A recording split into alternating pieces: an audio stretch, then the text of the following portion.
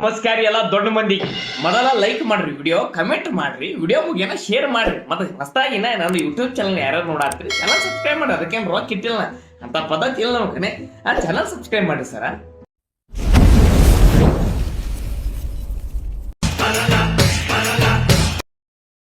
ಸತ್ಯಕ್ಕೆ ಧರ್ಮಕ್ಕೆ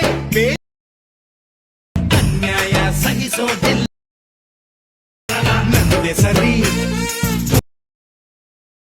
ಶಮರಿ ಶ್ರೀ ಹಸುರಿ ಬಗ್ಗಿ ಬಾಳೋದು